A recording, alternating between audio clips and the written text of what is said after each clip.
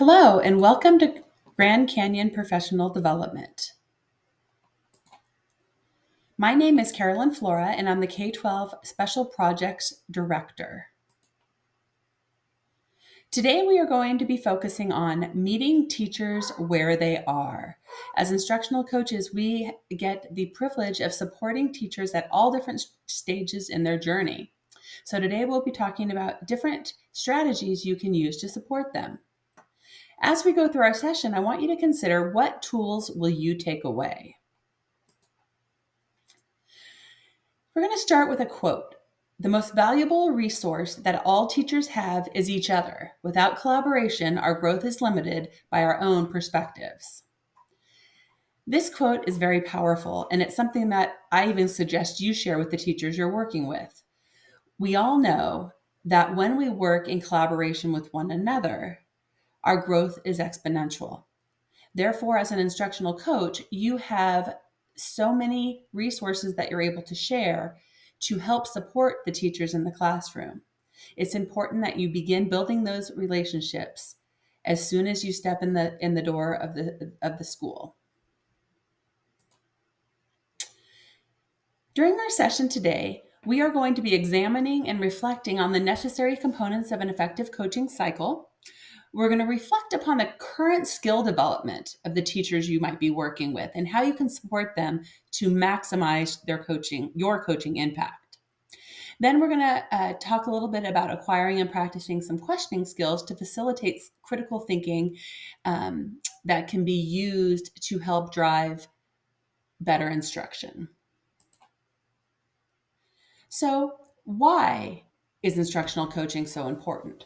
Well, we know that coaching builds skills, knowledge, and capacity.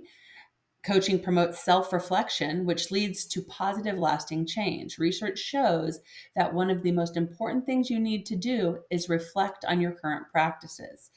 With reflection comes exponential growth. In addition, instructional coaching promotes an increased use in data to drive instruction. Coaching is not punitive and should not be perceived as a way to fix a teacher, as we discussed in the last video. You need to make sure that teachers know your job is to support them, to walk alongside them, not to judge them or evaluate them. As a coach, you hold many different roles, from data coach to motivator, sometimes even that second string tech help. So it's very important that you understand that your day-to-day duties could look very different.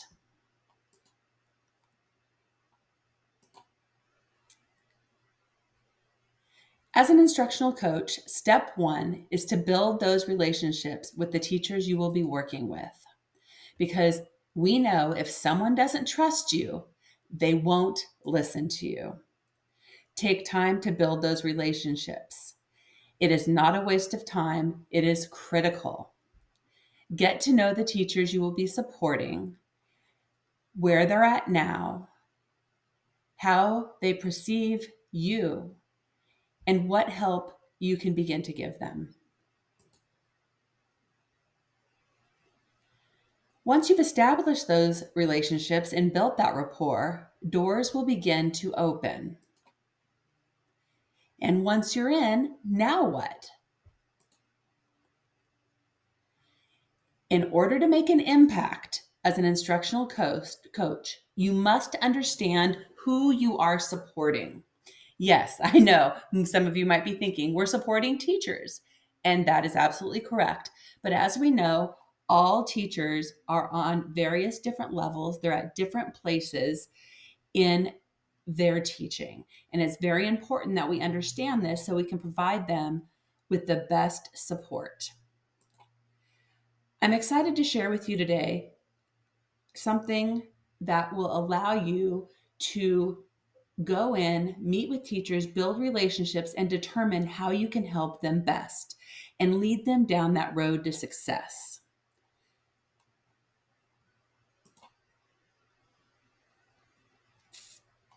You have access to this document. and I suggest you download it and refer to it frequently. So, when we're thinking about the different teachers that we're supporting, we can put them into various categories. The first category I like to call the unaware and unskilled. So, this can sometimes be the case with new teachers. They are just out of school and ready to conquer the world with all the knowledge they've learned in their methods classes. With these unconsciously unskilled teachers, it is important to take it slow and encourage ongoing reflection. They are usually very positive, they want to try very hard, and it's important that we don't crush that by saying, "Ooh, there are a lot of things you still need to learn." Instead, we encourage them to reflect. We offer strategies and ideas as general supports, but we're not too overbearing. The next type of teacher you might work with would be one you might consider aware and unskilled. This is a great group to work with. They have already identified their personal strengths and weaknesses, and they're often very open to coaching because they acknowledge, I'm good at a lot of things, but there are areas where I still need to grow. They want to find out ways to meet the needs of their students and to create a well functioning classroom. This can be teachers who have maybe navigated through half of their first year of teaching. Maybe it's even very seasoned teachers who realize there are new resources out there, new technologies that they don't know how to use yet. So get in there, work with these teachers, and support them with different strategies and resources that could really enhance their teaching. The next group of teachers we have are the aware and skilled. Maybe they've been teaching for a while. They're teachers that know what they're doing and they're doing it pretty well. However, they might be content with the status quo. They might not see the point of instructional coaching. They know what they're doing already. With these teachers, as with other teachers, relationships are key. They have to see you as an equal and they have to feel as though you view them as an equal. Relationships are the ticket in the door. These teachers must understand that you see them as seasoned, knowledgeable teachers. As the relationship develops, you can form a partnership, supporting each other. Yeah, you can offer to come in and do model lessons. You, at that point, hopefully will be able to provide them with some new strategies and ideas. Once you build that relationship, that's when you'll begin to make the changes. The next group are the unaware and skilled. This is an interesting group. The unaware and unskilled often have more to offer than they are aware of. Teaching is simply their calling. They can plan engaging lessons and manage the most difficult class and help teammates without even thinking about it. As a coach, it is important that you once again build relationships with them. Let them know you're on their team. You want them on your team. You want to identify their greatest strengths and encourage them to be teacher leaders and mentors. If you have a new strategy or a new curriculum you want to try out, their classroom might be the perfect place to do that. It would be the place where you could send other teachers and say, hey, look at this great strategy, look at this great resource, and how it's really supporting the students in this classroom. The last group we have are the unaware and talented. So not only are they skilled, but they are downright talented. These teachers have an innate talent. They have innate talents and gifts that are above and beyond the norm. They utilize highly effective teaching practices with automaticity. They don't even have to think about it. Oftentimes, they are very unaware of their talents, even more so than those who are unconsciously skilled. It just comes naturally to them. Once again, these teachers are so valuable to you as an instructional coach. You can use them, you can help them understand that being teacher leaders and supporting you in your efforts to help teachers grow will allow them to make even a bigger difference in the school. So, as you think back to the different types of teachers, the different levels where teachers might be, I want you to begin to think of teachers at your school site who fall into each of these categories. Have you already identified something similar? Have you been differentiating your coaching just like we would differentiate our teaching in the classroom? After this video, this is something that I would like you to pull up and consider. Jot down notes, begin arranging teachers in these various categories so you can best meet their needs when you visit them in their classrooms.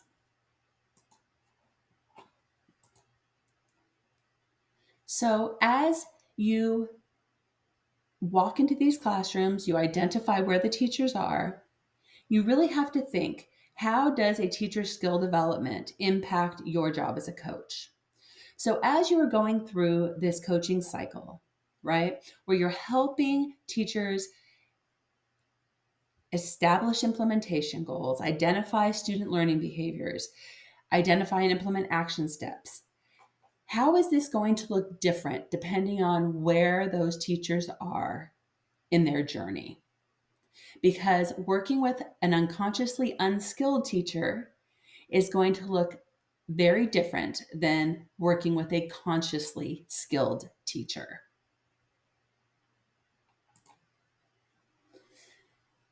As I shared earlier, I would like you to open up the document that describes the different teacher ability levels and take time to think about where the teachers you are working with fall on that spectrum, and begin to come up with a game plan on how you're going to best meet their needs. And remember, the most valuable resource that all teachers have is each other. Without collaboration, our growth is limited by our own perspective. You can make a difference as an instructional coach. Thank you for being here with me today, and have a great day.